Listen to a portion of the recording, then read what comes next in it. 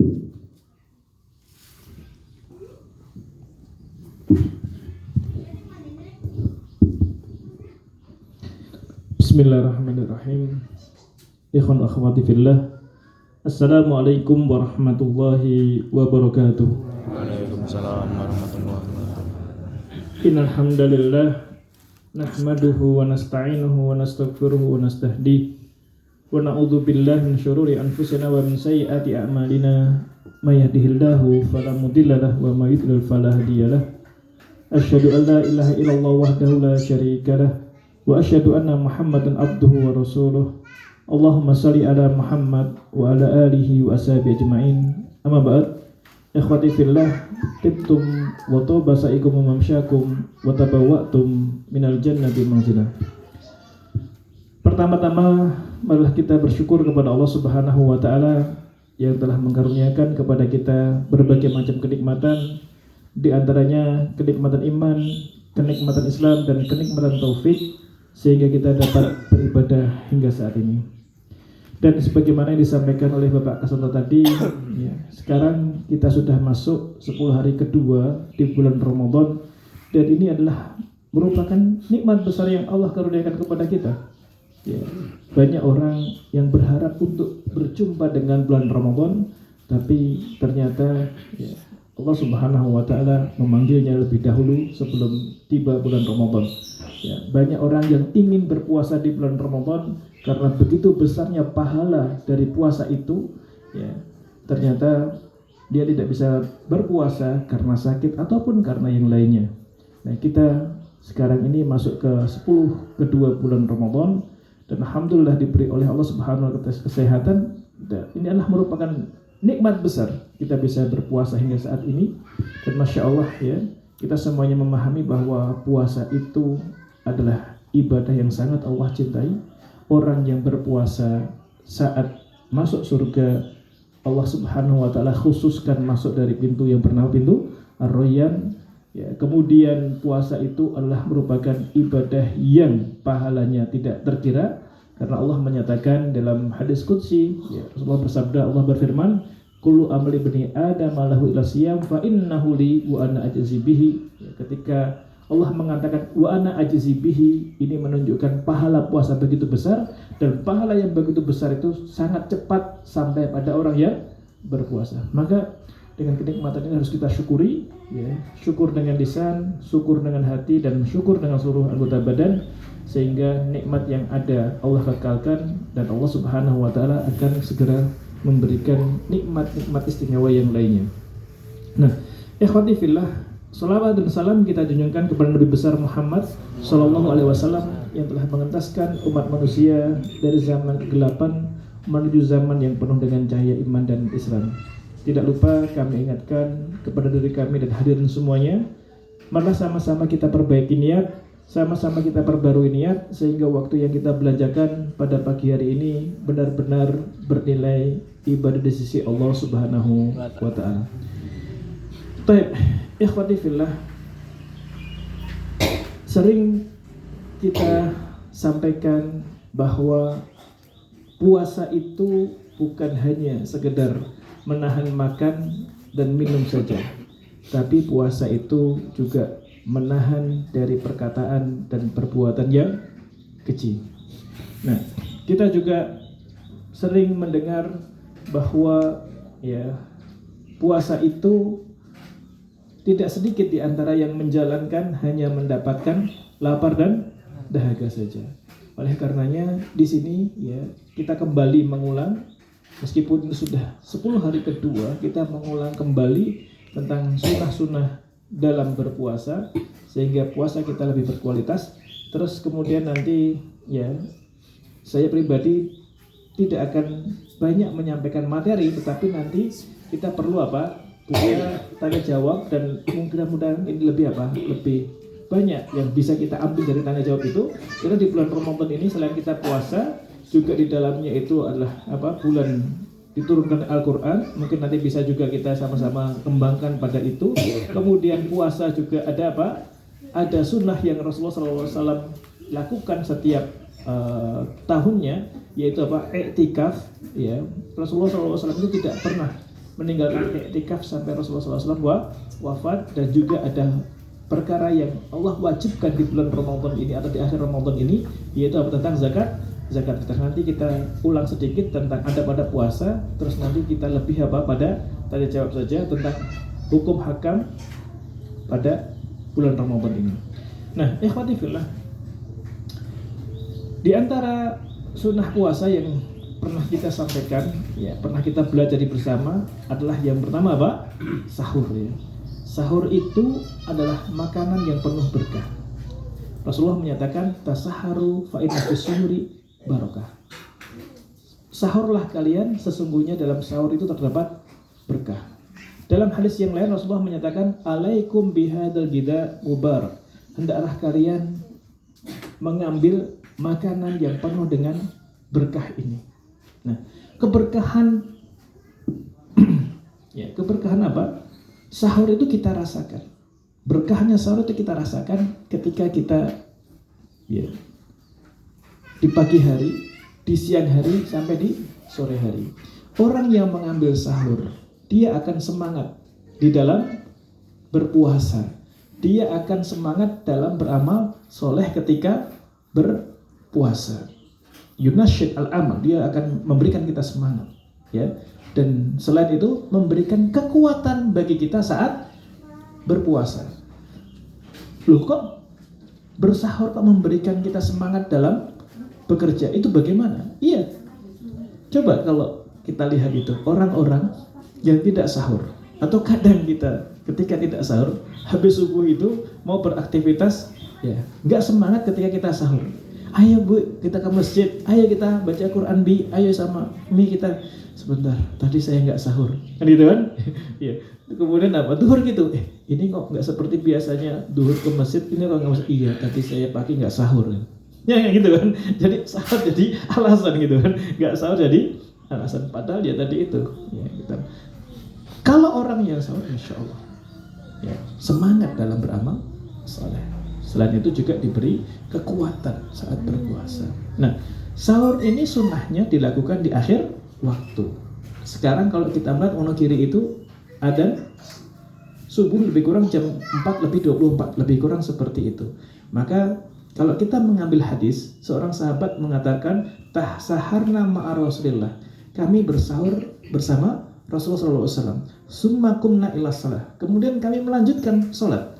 Maka seorang sahabat, berapa jarak antara waktu kamu sahur bersama Rasulullah dengan sholat itu, yaitu sholat subuh? Maka beliau mengatakan qadra khamsin, lebih kurang 50. Artinya 50 ini apa? 50 ayat bacaan Al-Quran, tidak cepat dan tidak lambat, tidak panjang, tidak yang sedang. Maka kalau kita sekarang itu melihat, ya jam 4:24, nggak apa-apa kita berhenti sampai jam berapa? 4:15 atau jam 4:20. Karena sebenarnya waktu kita itu dapat sahur itu sampai menjelang adzan subuh. Adzan subuh kita berhenti. Hatta yatabayyana lakumul khaytul abyad minal khaytul aswadi minal fajar. Ya. Tapi usahakan ya sebelum adzan sudah berhenti.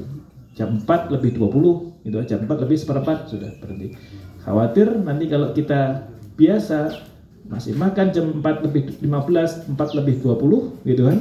Nanti jadi apa? Adzan kita masih di depan apa? Meja makan, juga masih ada apa? Sesuap, masih ada apa? Puluk nasi di tangan kita, masih ada gelas yang di dalamnya teh di tangan kita. Loh kan nggak apa-apa Ustaz. Kalau kita itu apa? Ya memegang makanan, memegang gelas, kemudian adzan tiba, kan kita harus apa? Menyelesaikan dulu. Kalau kalian mendengar adzan dan di dalam atau di tangan kalian itu terdapat bejana, terdapat gelas ataupun apa, fala yadhahu, jangan kalian meletakkan hatta yakdiyahu, sampai menyelesaikan segala urusannya. Ini kalau terbiasa jam 4:04 masih dia apa? Depan meja makan gitu terus Allahu Akbar, kok masih ada ya, kan nggak apa-apa. Ya, jadi apa? Jadi disepelekan kan gitu kan ya, itu seperti tadi kan. Kebiasaan buruk. Jadi usahakan jam 4:04. Atau kalau kita ya menyelesaikan itu masih bisa kita gunakan untuk apa? Membaca Quran sampai datang waktu subuh. Nah, kemudian sunnahnya adalah Yang kedua itu apa? Menyegerakan buka puasa. Dalam menyegerakan buka puasa ini sering kita sampaikan, ya, ketika kita mendengar adzan Allahu Akbar, maka kita ambil, ya, rutab dengan jumlah apa? Jumlah witir, jumlah ganjil, bisa 3, bisa 5, bisa 7. Kalau nggak ada rutab, maka pakai apa? Kurma, tamar itu yang biasa kita makan. Ya sudah. Kalau rutab itu masih basah, lembut itu, ya, masih basah. Nanti kalau sudah jadi kurma atau tamar itu sudah keringnya seperti kita. Nah, kalau nggak ada itu maka pakai. Rasulullah SAW menyatakan, la yazalun nas bi khairin ma ajalul fitr. Manusia akan selalu dalam kebaikan selagi mereka itu menyegerakan apa? Berbuka. Jadi ketika Allahu Akbar, bismillah, makan rutab atau makan tamar atau minum.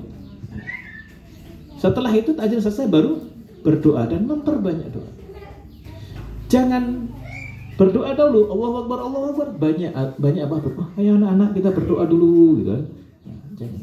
Bismillah dulu selesaikan, ya, takjilnya, baru kita berdoa.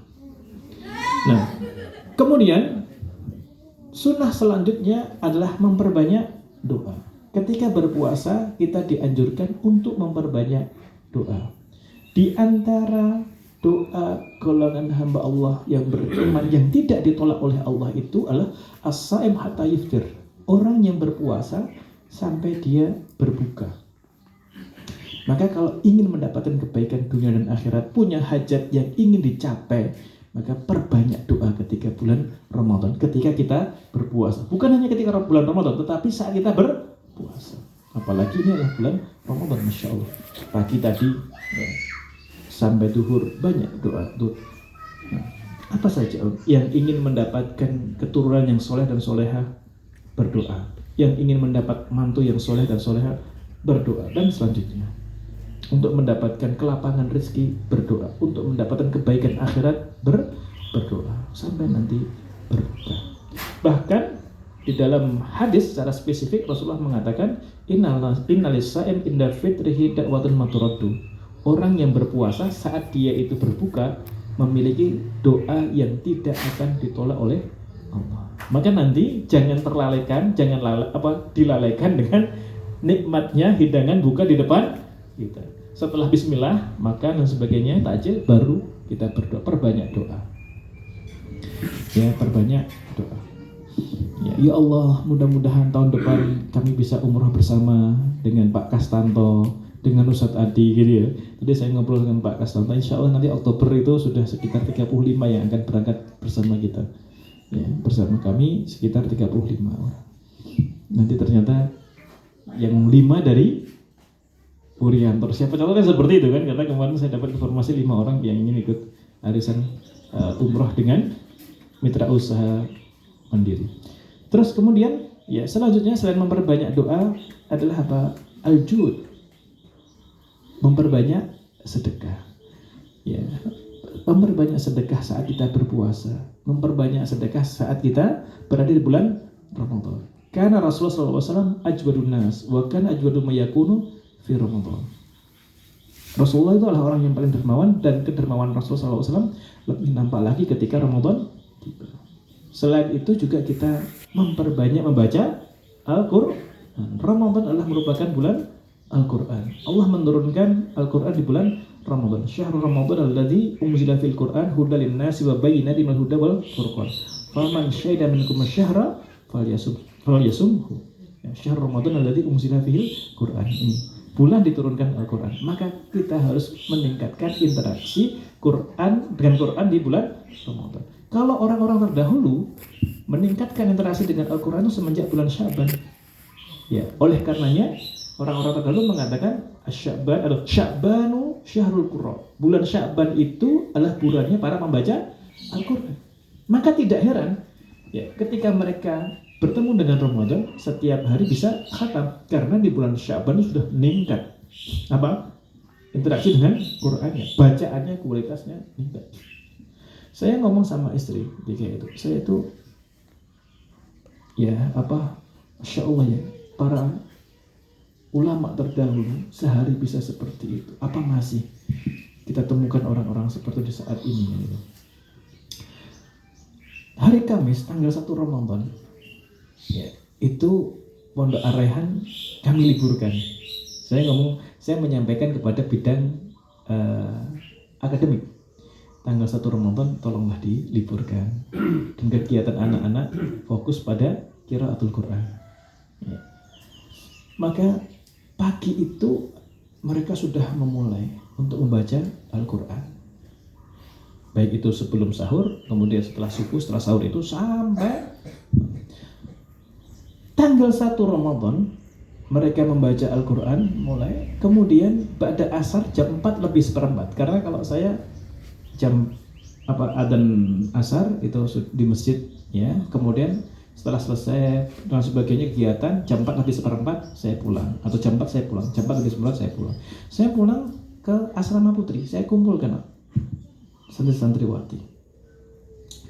santriwati itu saya tanya, siapa yang sampai detik ini sudah selesai baca Quran 5 juz? Yang angkat tangan gak banyak gitu. Saya kaget loh, santri gak bisa 5 juz dari pagi sampai jam 4 lebih seperempat. Gak apa. Kamu berapa? 5 juz Ustaz. Kamu 5 juz. Kamu berapa? 7 juz. Kamu 8 juz. Ternyata ketika siapa yang sudah 5 juz ya 5 juz angkat tangan. Tapi akhirnya pertanyaan saya ubah. Siapa yang sudah menghatamkan lebih daripada 5 juz? Angkat tangan. Saya tanya, kamu berapa? 8, kamu 9 dan sebagainya. Nah, kok orang-orang yang saya lihat itu giat dalam membaca Quran kok nggak angkat tangan gitu kan? Terus kamu berapa kamu? Saya bilang, saya 12 Ustaz. Oh, alhamdulillah. Kamu 14, kamu 18, kamu 19. Ya saya ganti. Siapa yang sudah membaca Al-Quran dari pagi sampai jam 4 seperempat ini lebih daripada 10 juz? Pada angkat tangan. Masya Allah. Saya malu sudah. Saya nggak angkat tangan lagi karena gurunya nggak sampai seperti itu kan. Jadi Masya Allah pagi sampai sore itu ada yang 14 juz sampai 16 juz, bahkan 18 juz, 19 juz. Maka hari kedua saya tanya, gimana? Pada maghrib, alhamdulillah sudah selesai, sudah khatam. Makanya Masya Allah ya. Itu. Orang terdahulu ketika setiap hari bisa khatam, Imam Syafi'i 10 hari terakhir Ramadan, pagi sampai sore khatam, malam sampai pagi khatam, 2 kali kan. Wajar seperti itu. Ternyata Masya Allah anak-anak saat ini ketika tidak dekat dengan HP, bisa juga kan gitu kan, sampai seperti itu. Saya Masya Allah. Bahkan ada yang orang yang giat, saya tanya, kamu berapa? 7 Ustaz. 7? Biasanya dia ini orangnya Masya Allah. Kok 7 kamu? Saya bilang gitu. Iya, karena kami hanya bisa membaca Quran habis subuh sampai menjelang zuhur. Selanjutnya kedatangan tamu gitu. Bayangkan, kita berapa ya? Maka kembali saya sampaikan, Ramadan inilah syahrul Quran. Kita harus meningkatkan interaksi kita dengan Al-Quran. Kalau di bulan Ramadan tidak bisa meningkatkan interaksi dengan Al-Quran, maka di bulan lain kita pasti lebih tidak bisa mendekatkan diri dengan Al-Quran.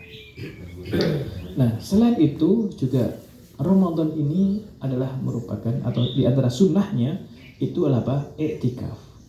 I'tikaf itu sunnah ya yang dilupakan oleh banyak kaum muslimin. Rasulullah SAW tadi sudah kita sampaikan, di 10 hari terakhir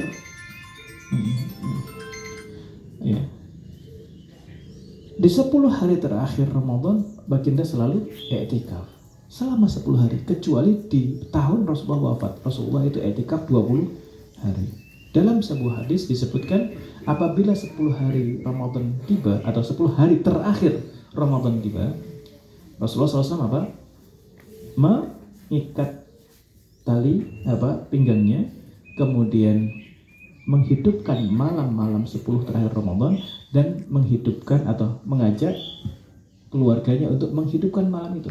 Karena Rasulullah SAW idza dakhala al-ashrul awakhir min Ramadan syaddal mi'zar wa ayqadha lailah wa ahya lailah wa ayqadha ahla. Karena Rasulullah SAW idza dakhala al-ashrul awakhir min Ramadan syaddal mi'zar wa ahya lailah wa ayqadha ahla. Nah ini. Nah, oleh karenanya ikhwati fillah, sunnah Rasulullah SAW ini jangan sampai kita lalaikan. 10 hari terakhir Ramadan usahakan kita bisa i'tikaf. I'tikaf itu dari sisi bahasa artinya apa? Luzumus syai'. Kita mengikatkan diri kepada sesuatu. Dari sisi teknologi, ya, kita mengikatkan diri dengan masjid, berdiam di masjid, ya, dengan menjalankan ibadah dengan niat untuk mendekatkan diri kepada Allah. Cuma 2 syaratnya, yaitu apa? Masjid dan niat lillahi ta'ala. Ya, itu tadi itu. Maka usahakan di akhir Ramadan nanti 10 hari terakhir kita i'tikaf. Ya, i'tikaf terutama pada malam-malam kan? Ya, kalau bisa 10 hari, alhamdulillah. Kita berusaha untuk mencari apa? Lailatul Qadar. Yang nilainya itu lebih baik daripada 1000 bulan ibadah.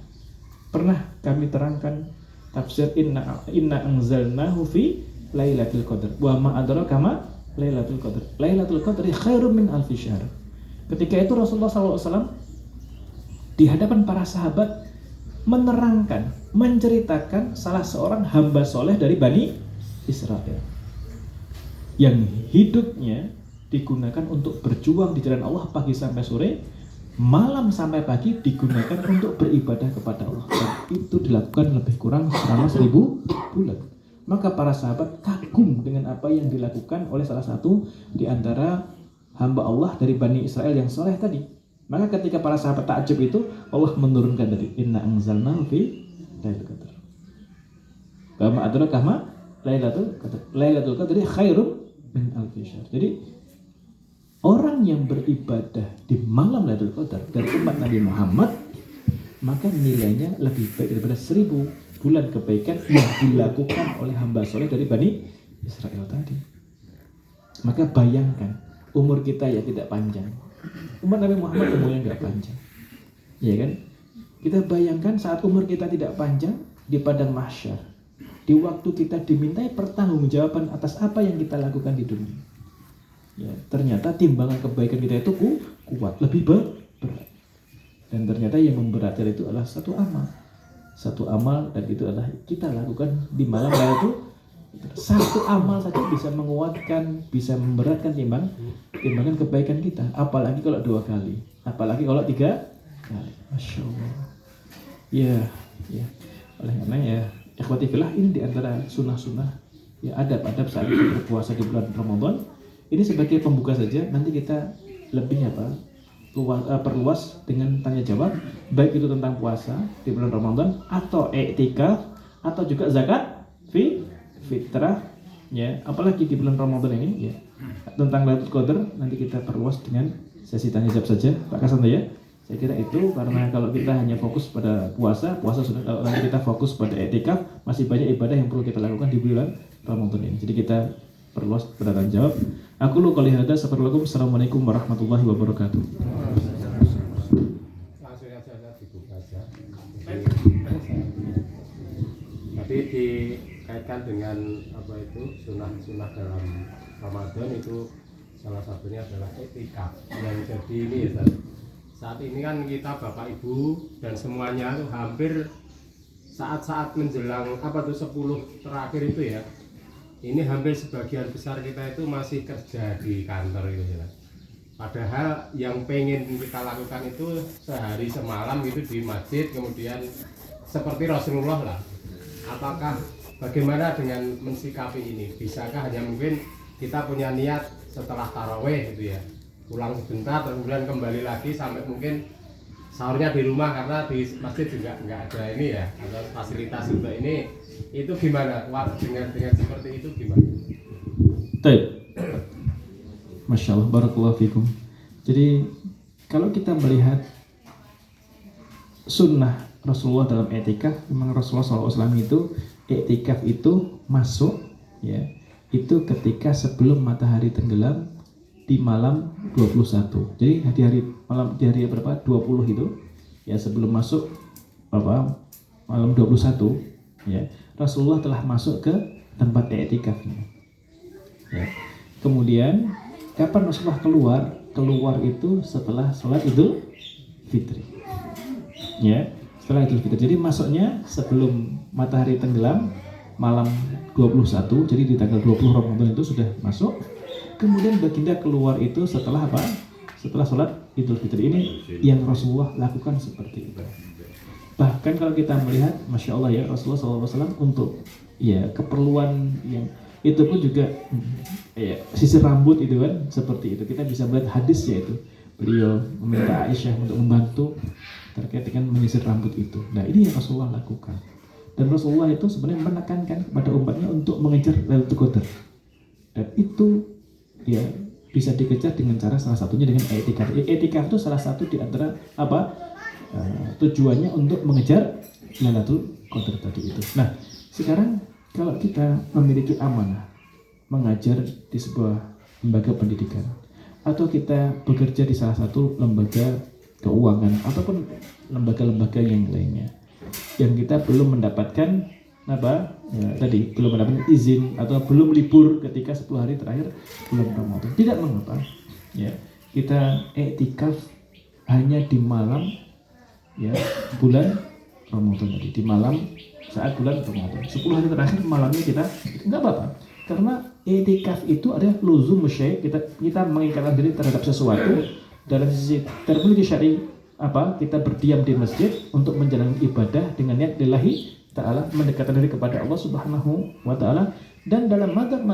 ya a'immah, mazhab imam-imam yang ada di dalamnya itu di antara Imam Syafi'i mengatakan, Imam Syafi'i orang itu boleh i'tikaf walau lahdoh, meskipun hanya sesaat, tapi syaratnya di masjid dan niat takarub kepada Allah Subhanahu wa ta'ala dengan melakukan amal-amal soleh, ibadah. Misalkan kita sholat tarawih, kemudian selanjutnya kita apa? Niat i'tikaf di masjid sampai jam 10 dengan membaca Al-Quran, maka kita sudah disebut sebagai mu'takif.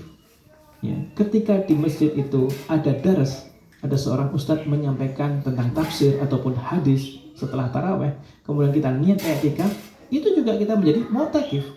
Karena apa? Thalabul ilmi, menuntut ilmu itu adalah merupakan ibadah. Bahkan Imam Syafi'i mengatakan apa? Mengatakan ma min syai'in ba'dal faraid afdhalu min talabil ilmi.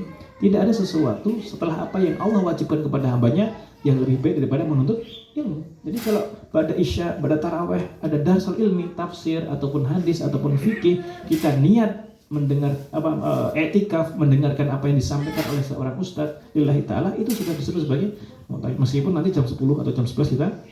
Tapi kalau bisa lebih lama lagi sampai sahur atau sampai subuh atau sampai apa menjelang waktu kita bekerja, itu lebih baik, asalkan waktu yang ada itu kita gunakan untuk beribadah, bukan untuk pindah.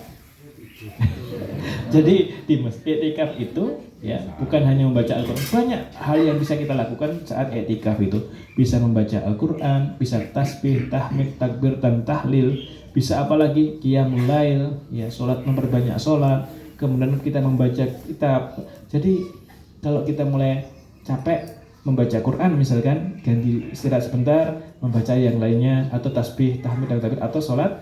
Kemudian nanti ketika sudah nih pengen balik kepada Al-Quran, ketika kita sholat malam kemudian ngantuk gitu kan, sudah jangan dipaksa, karena nggak boleh, nggak bagus. Rasulullah SAW melihat ya ada sahabat yang sampai membuat tali gitu kan, nah, enggak. Jadi kalau sudah ngantuk duduk dulu, khawatir nanti yang kita baca itu kemana-mana gitu kan. Nggak ngantuk aja belekak-belekuk gitu kan, apalagi ngantuk kan gitu kan. Kan gitu. Jadi ya ketika sudah ngantuk tiba, duduk saja ya, nanti ya ngeteh dulu nggak apa-apa, ngopi dulu, wudu lagi ya, baca Quran atau baca yang lainnya. Jadi seperti itu. Jadi bisa meskipun tidak 10 hari menetap di, tapi nanti ketika masuk niat lagi, ketika keluar masuk lagi niat lagi, gitu ya, bisa dipahami? Ya. Wallahu ta'ala a'lam. Yang lain. Bismillahirrahmanirrahim. Assalamualaikum warahmatullahi wabarakatuh. Yang pertama yang saya tanyakan tentang sunnah tadi puasa tadi akan ada mengerjakan buka puasa dan mengakhirkan sahur itu makna sebenarnya apa?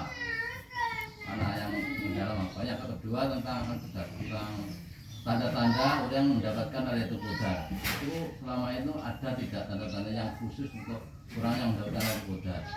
Yang ketiga tentang sholat tarawih. Itu saya kan ada perbedaan sholat tarawih itu. Ada yang setelah sholat tarawih witir itu, setelah itu tidak ada sholat lagi sholat malam untuk sholat itu. Kan saya juga ada yang berbeda begitu. Itu gimana, Ustaz? Terima kasih. Saya jawab dari nomor 2, 3 dulu ya. 2 dan 3 dulu. Jadi terkait dengan tanda orang mendapatkan Lailatul Qadar. Jadi yang jelas Lailatul Qadar itu turun di bulan Ramadan. Saya pahami ya. Dan ia itu ada di 10 hari terakhir bulan Ramadan.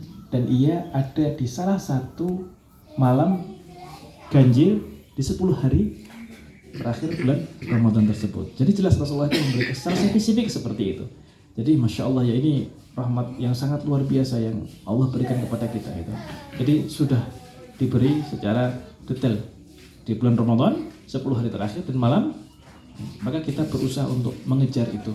Maka dalam hadis-hadis yang lain, dalam hadis-hadis yang ada itu Rasulullah itu memotivasi kita untuk mengejarnya dengan bahasa-bahasa taharau, iktanimu, ya, iltamisu dan lain sebagainya. Itu intinya apa? Kamu kejar jangan sampai kamu ketinggalan. Kamu kejar sampai dapat. Ketika kita sebagai seorang mukmin berusaha untuk mengejarnya, ya, dengan etika berbagai macam ibadah yang kita lakukan, ya, kita ya tidak tahu dapat atau tidak. Tetapi yang penting adalah kita apa? Berusaha maksimal ibadah di 10 hari terakhir bulan Ramadan.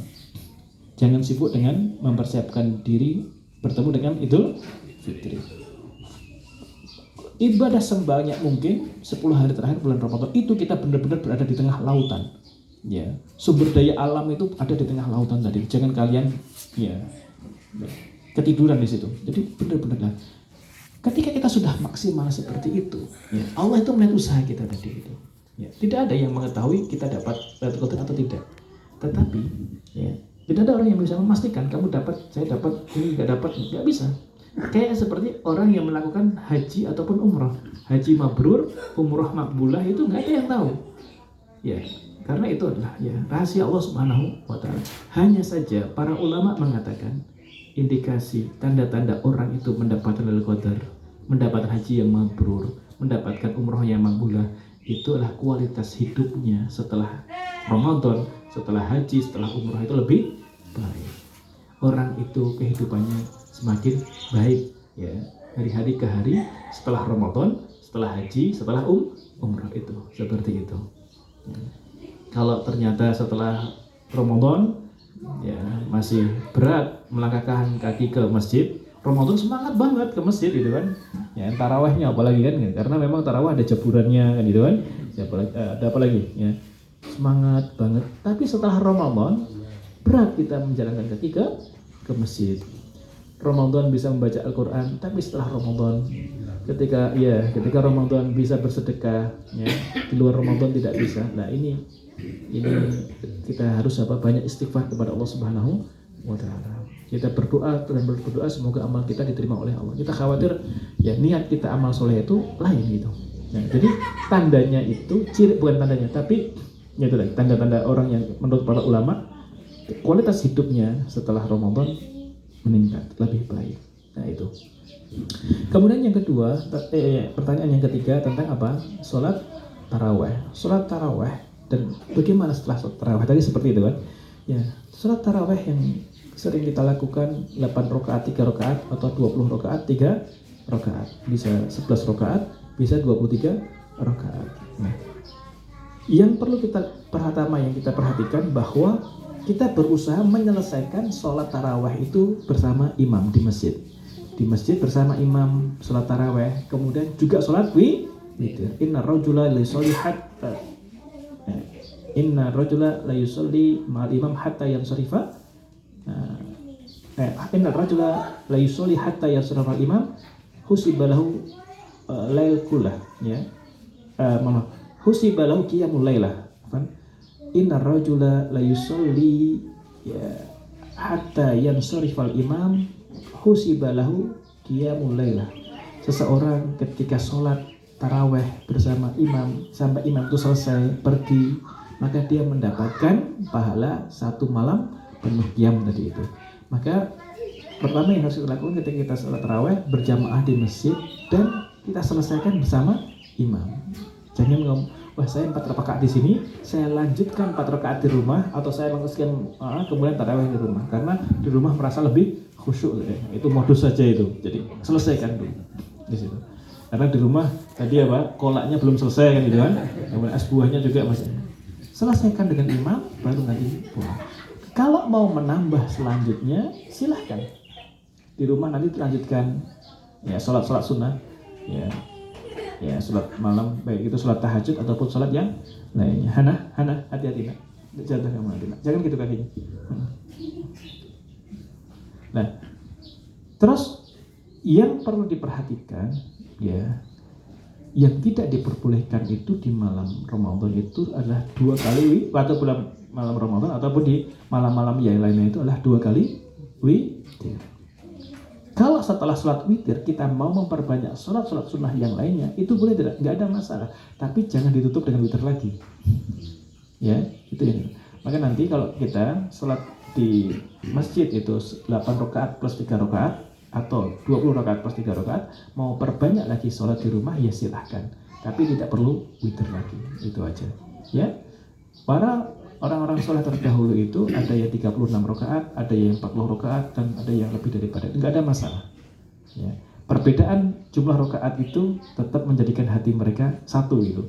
Ya, jangan sampai beda rakaat, nggak tegur sapa, nggak mau di masjid ini, nggak boleh seperti itu. Ya, itu nggak boleh. Wahdatul umat itu diutamakan. Itu masalah khilafiyah dan tidak mungkin. Kemudian terkait dengan kenapa tadi ya dianjurkan untuk mengakhirkan sahur dan juga menyegerakan berbuka. Itu yang pertama adalah memang seperti itu sunnah Rasul. Itu adalah memang ajaran dari baginda Shallallahu Alaihi Wasallam. Ya, akhirkan sahur, percepat berbuka. Ini yang pertama. Rasulullah mengajarkan seperti itu. Jadi kita melakukan itu karena kita ingin menjalankan apa yang diajarkan oleh Rasulullah. Kita ingin melakukan itu karena itu adalah perkara yang diajarkan oleh Rasulullah, diperintahkan oleh Rasulullah. Itu yang pertama. Yang kedua, kalau kita melihat orang-orang terdahulu sebelum datangnya Islam itu juga berpuasa, tetapi mereka puasanya itu adalah puasa wisol. Wisol itu bagaimana?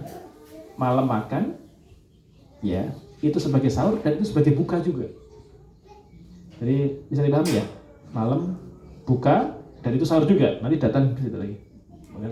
Maka Islam itu datang dengan apa? Memberikan keringanan. Ada sahur dan ada berbuka.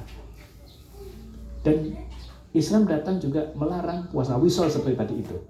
Bisa dipahami ya? Dulu orang ahlul kitab dulu seperti itu berpuasanya. Maka ini rahmat yang Allah berikan kepada kita. Kamu harus berbuka dan segeralah berbuka. Kamu juga sahur dan di akhir ini bentuk rahmat dari Allah Subhanahu Wa Taala kepada kita semuanya. Jadi kita melakukan itu pertama karena itu yang diajarkan oleh Rasulullah. Yang kedua, ini mungkin hikmahnya jadi berdasar pada hadis yang lainnya tadi itu rahmat Allah kepada hamba-hambanya.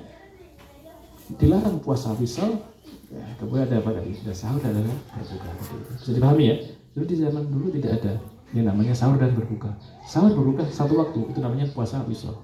Ya, seperti itu. Wallahu ta'ala.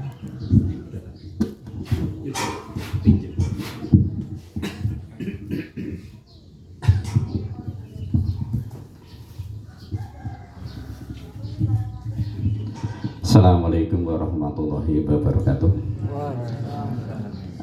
Begini Ustaz, setiap kali kita memasuki pada bulan suci Ramadan, pada tahun ini ada tahun yang cantik karena nomornya 1444. Semoga kecantikan daripada bulan suci Ramadan menikah bisa menginspirasi kita, bisa memotivasi kita dalam rangka untuk meningkatkan tawar kepada Allah. Allahumma amin. Kemudian yang kedua, pada waktu kita menerima tausiah dari para ustadz, dari para petugas pengajian pada waktu pada Isya maupun pada subuh, kita sering mendengarkan kutipan sebuah hadis, nek bulan poso kuwi swargane pintune dibuka, nerakone pintune ditutup, setane di. Ini masalah setan aja Pak. Setan yang dibelenggu itu kenyataannya orang-orang yang ada di sekitar kita itu banyak yang berbuat maksiat. Beberapa waktu yang lalu di TV itu ada keluarga yang ditinggal suami sama anaknya pergi ke masjid, ibunya selingkuh. Tiba-tiba ibunya belum selingkuh, ning kurang kendel, duwe modal, beda karo bapak. Bapaknya duwe modal, ora duwe modal ning kendel selingkuh menikah. Kemudian yang kedua kalinya contoh yang nyata di depan Masjid Al-Hikmah pada waktu pelaksanaan pembangunan Gapura. Ini ada beberapa petugas lapangan tukang itu yang delik-delik pada waktu bulan suci Ramadan. Dikasih seperti fix itu, di sini ada tutup, sini WC, jadi makannya di dalam. Lah pertanyaan saya, padahal setan sudah dibelenggu, kok ada orang yang masih berbuat maksiat? Itu yang mendorong itu apa mungkin nafsunya? Apa mungkin ada cucu setan yang lupa tidak dibelenggu itu?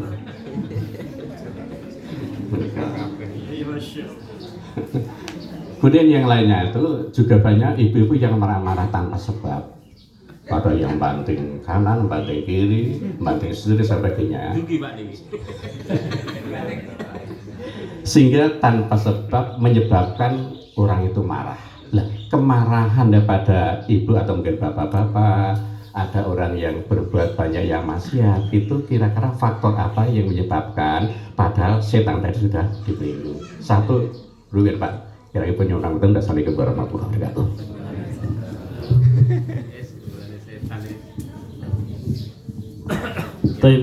Sebenarnya pertanyaan beliau ini banyak mengandung hukum syariat yang harus diterangkan. Jadi bukan hanya setan dibelenggu kemudian ini ada orang yang masih seperti ini saja, tidak. Tetapi juga apa hukumnya kalau kita itu bekerja keras di siang hari kemudian makan dan minuman itu termasuk petani juga kalau ketika pas Ramadan kemudian apa ngerek itu kan boleh nggak makan dan minuman itu, nah itu gimana kan itu sebenarnya hukumnya banyak tadi udah bapak gitu, tapi nggak apa-apa nanti kita ini nggak apa ya. Jadi yang pertama gini, memang benar tadi setan dibelenggu oleh Allah Subhanahu wa taala ketika Ramadan dan pernah kita sampaikan kan Rasulullah menyatakan qad ja'akum Ramadan syahrun mubarak iftaradullah alaikum siyamahu tuftahu fi abwabul jannah wa tughlaqu fi abwabun nar tughlaqu fi abwabul jahim wa tughillu fi syayatin. Jadi semua pintu dibuka, pintu surga ya yang 8, pintu neraka yang 7 semuanya ditutup. Kemudian apa? Ya, setan-setan semua dibelenggu. Memang setan semua dibelenggu. Ya, jadi ini kecenderungan orang untuk melakukan kemaksiatan di bulan Ramadan itu turun, ya kan? Semestinya seperti itu, ya semestinya seperti. Maka sering kami sampaikan itu, usahakan ketika Ramadan itu akan tiba, kita mulai dengan memperbanyak istighfar dan taubat kepada Allah. Karena apa? Karena kalau istighfar dan taubat kepada Allah, dosa-dosa kita akan diampuni oleh Allah. Dan ketika dosa-dosa kita itu diampuni oleh Allah, kita akan nyaman dalam beribadah, kita akan mudah dalam beribadah. Tapi kalau kita tidak istighfar dan taubat, dosa kita masih banyak. Dosa itu yang akan menghalangi kita untuk dapat beramal soleh. Akhirnya apa ya gitu. Maka sering saya sampaikan ketika Allah mengatakan fi qulubihim maradun fazadahum wa maradun. Ya. Ini Allah menyebutkan tentang orang-orang munafik di Madinah. Ya. Mereka sakit hatinya, maka Allah menambah penyakit pada hatinya. Artinya sakit penyakit hatinya, yaitu nifak itu membuat mereka melakukan kesalahan, dosa-dosa, sehingga ketika mereka tidak taubat, akibatnya mereka akan terus melakukan dosa dan dosa seperti itu. Nah, kita juga seperti itu. Ketika tidak bertobat atas dosa, banyak dosa, maka terjerumus pada dosa yang sama atau lebih besar daripada itu. Tapi kalau kita sudah taubat, kemudian kita beramal soleh, maka Allah itu akan meringankan dan memudahkan kita untuk beramal soleh dengan kualitas yang sama atau yang lebih daripada itu. Nah itu makanya sebelum Ramadan. Nah, terus kemudian ketika Ramadan tiba, syaitan-syaitan dibelenggu tadi. Kalau kita belum istighfar dan tobat, maka seperti tadi itu, ya, dosa kita itu akan menghantarkan kita untuk melakukan dosa-dosa yang sama. Meskipun karena apa? Allah telah mengatakan, ya, wa nafsi wa masawaha fa'alhamaha fujuraha wa taqwaha. Jadi dalam hati manusia itu ada kecenderungan kepada kebaikan, ada kecenderungan juga kepada keburukan.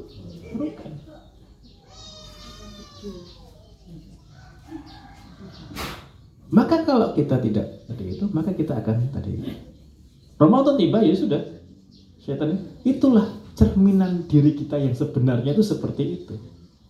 Sudah pahami ya? Ya memang seperti itu. Maka na'udzubillah itu, ya Allah, kalau ada sampai yang disampaikan tadi itu luar biasa. Ramadan sampai bisa seperti itu. Berarti itu bukan setan yang salah. Nah, kan syaitan kan sama-sama kita membaca Anas ya, surat Anas ya. Sama-sama ya. Tadi surat Al-Fatihah sudah sama-sama kan? Sekarang Anas.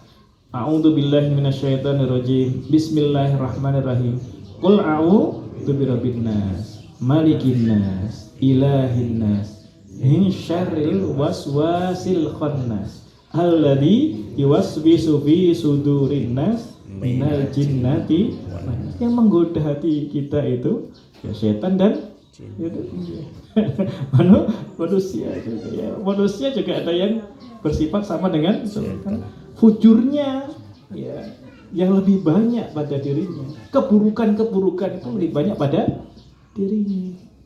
Kalau dia tidak taubat akan seperti itu. Nah, maka ini lagi seperti itu. Jadi ya kita akan melihat bagaimana diri kita itu sebenarnya itu. Oh seperti ini. Ya ini kualitas diri kita seperti itu. Kualitas dia memang seperti itu. Maka nanti ke depan kalau ini sudah, maka sebelum Ramadan ayo aja. Meskipun sebenarnya istighfar dan tobat itu bukan hanya di bulan Ramadan saja, kapanpun.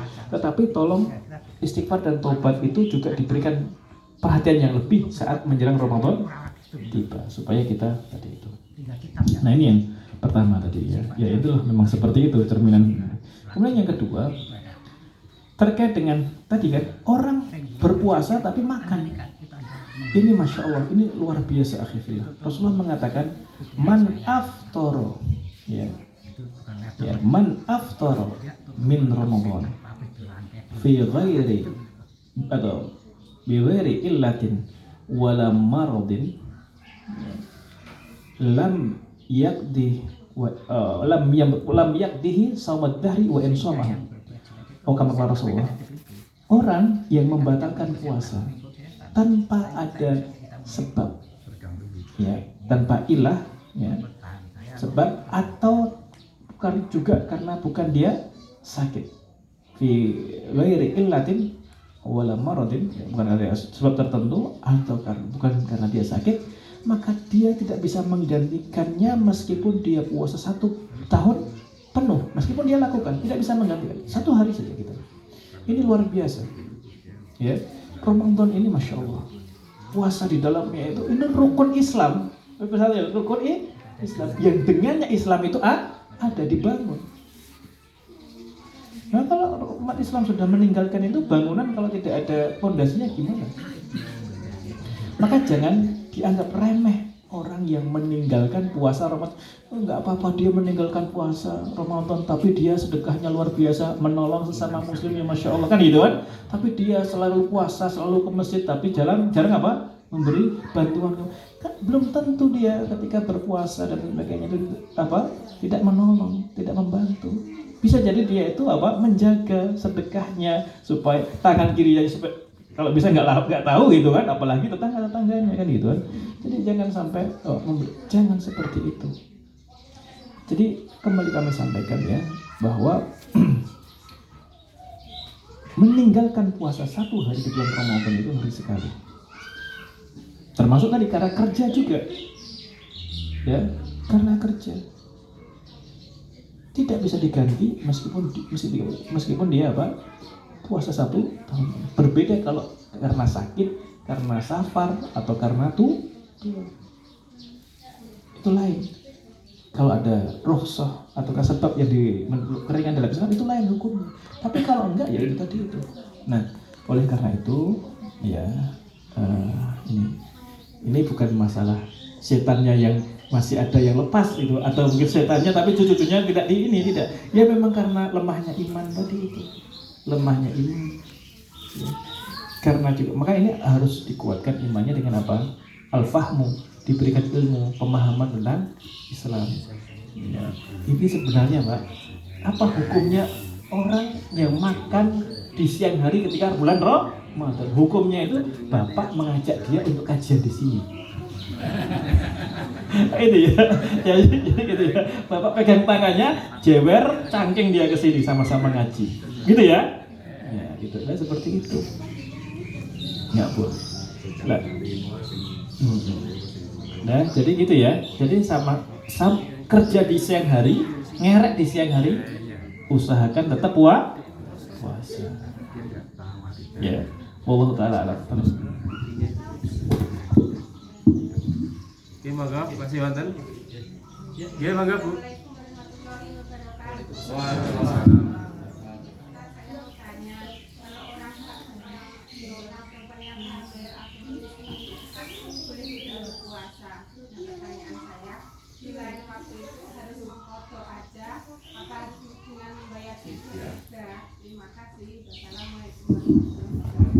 Waalaikumsalam warahmatullahi wabarakatuh. Dalam pertanyaan tadi itu, ya, Ibu tadi, jadi orang yang hamil atau orang menyusui ketika dia tidak berpuasa, itu bagaimana yang harus dia lakukan? Apakah dia membayar fidyah saja tanpa mengkodoknya, atau dia mengkodoknya tanpa membayar fidyah? Di dalam hal ini ada dua pendapat, dan nanti kami sampaikan pendapat untuk apa? Bagaimana cara menggabungkan dua pendapat ini. Pertama, pendapat sahabat Rasul Abdullah bin Abbas, itulah Hibrul Ummah. Beliau ilmunya Islam itu ada pada Abdullah bin Abbas tadi. Dan juga pendapatnya siapa? Abdullah bin Umar. Mereka berdua ketika ditanya tentang wanita yang hamil, begitu juga wanita yang menyusui, maka beliau mengatakan itu termasuk dalam firman Allah, wa 'alal ladzina yutiqunahu fidyatun ta'amu miskin. Termasuk orang yang tidak wajib berpuasa tapi wajib membayar fidyah. Tidak wajib berpuasa, tidak mengkodoknya, tapi wajib membayar fidyah. Ini perkara siapa? Abdullah bin Abbas dan Abdullah bin Umar dan beberapa sahabat yang lainnya. Pendapat yang kedua, apabila hal itu menyebabkan kekhawatiran pada jiwa orang yang hamil, atau misalnya nih, orang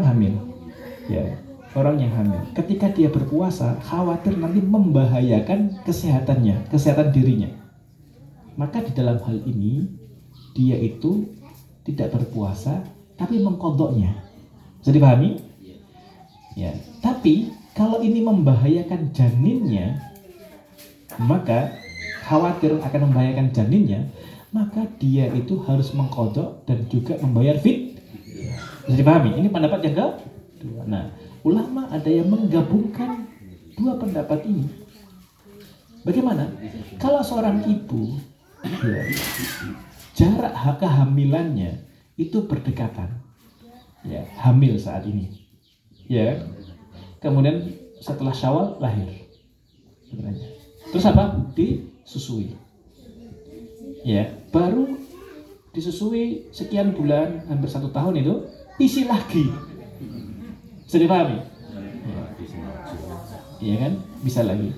Terus apa? Bisa lagi. Terus kemudian menjelang Ramadan berikutnya lahiran. Iya kan? Menyusui lagi kan gitu kan? Masya Allah. Kemudian apa? Setelah menyusui 9 bulan, di bulan Sya'ban atau bulan Rajab isi. Kan Rasulullah SAW berbangga dengan umatnya yang saya mengerti sunnah Rasul ini, seperti itu. Kalau berdekatan seperti ini, maka boleh mengambil pendapat yang pertama tadi. Dia tidak berpuasa, tidak mengkodoknya, tapi membayar fidyah.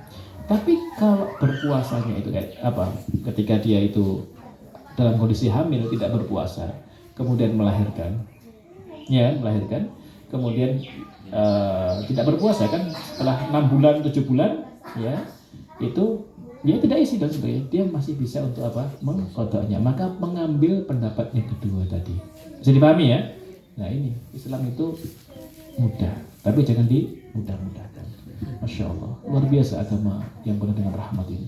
Jadi lihat kalau ibu nanti, oh ya kalau gitu saya setiap tahun isi saja gitu. Alhamdulillah, karena ini apa? Ini memperbanyak perjuang-perjuang Islam gitu kan. Nanti kalau gitu nanti bayangkan 20 tahun yang akan datang ini kajian di sini itu penuh nanti itu. Siap lagi dia. Gitu ya. Allah Taala alam. Tapi kalau boleh ya tadi ambil misalkan memang kuat boleh ya? Boleh. Ya kalau boleh enggak apa-apa.